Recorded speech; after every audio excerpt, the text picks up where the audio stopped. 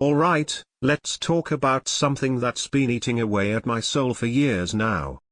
Home Alone. You know it. You love it. It's a classic. A masterclass in comedy, holiday spirit, and inventive child endangerment. And Home Alone 2, Lost in New York? It's the same formula but bigger, brighter, and in New York City. Genius. Those two movies are untouchable. But what happened after that? What the hell happened to this franchise?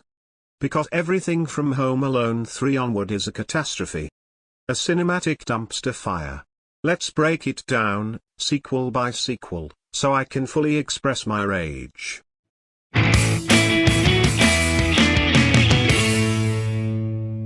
Obviously we have to start with Home Alone 3. This thing right here? This is where the wheels fell off. Let's start with the obvious, no Kevin McAllister. Instead, we get Alex Pruitt, a completely forgettable kid who's fighting off spies. Yes, spy. Agents. Oh, forget the wet bandits, Harry, and Marv, because now we've got international espionage in the Home Alone universe. The plot is about a microchip hidden in a remote control car. Is this a Home Alone movie or a Mission Impossible movie? And don't even get me started on the traps. They're cartoonishly bad. You know what happens in one scene? One of the spies gets hit in the balls by a boxing glove. That's the punchline. That's what we've come to. Alex is a budget Kevin. The spies are budget wet bandits. The movie is, budget everything. Moving on.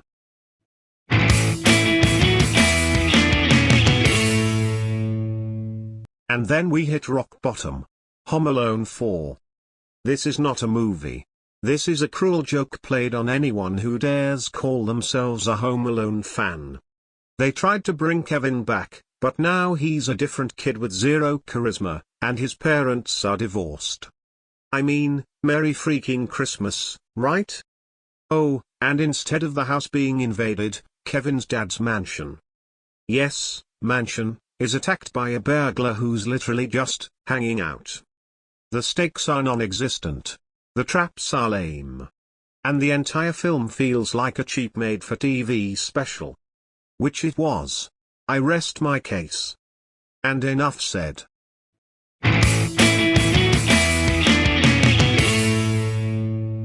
And now we get to Home Alone 5, aka Home Alone, The Holiday Heist.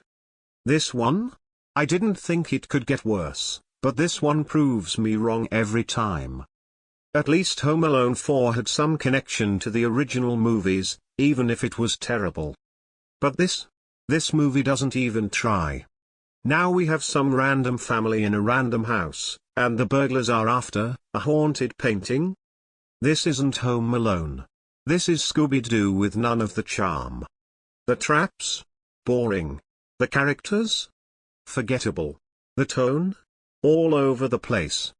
It's like someone skimmed the plot of Home Alone and then decided to write fan fiction about it at 2 a.m.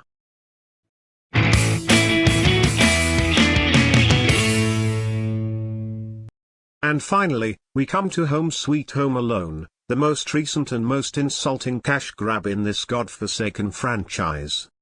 This one is on Disney+, which means it has that big budget, soulless, factory-produced energy we've come to expect. The plot? It's not even about the kid being the hero. It's about the burglars being misunderstood suburbanites who just want to get their property back. They're not even bad guys. Why are we rooting against them? Meanwhile, the traps are so ridiculous and over the top they'd put a normal person in the hospital for 6 months. Oh, and the kid in this one? Forgettable. Just another bland, cookie-cutter child who can't hold a candle to Macaulay Culkin. The movie tries to cram in nostalgia, but it just feels forced and hollow. The magic of the original Home Alone movies? Gone. To close this rant off, we can all agree that the first two movies are timeless classics, and they should have just stopped there. But no. These movie directors had to milk this cash cow for every last drop, giving us a series of increasingly awful sequels that tarnish the legacy of the original films. So here's my advice: if you love Home Alone, do yourself a favor, just like I do every Christmas, stick to the first two movies. Act like the rest don't exist. And if anyone tries to convince you that Home Alone 3, 4, Holiday Heist or Home Sweet Home Alone is not that bad, they don't know the charm the original two movies have.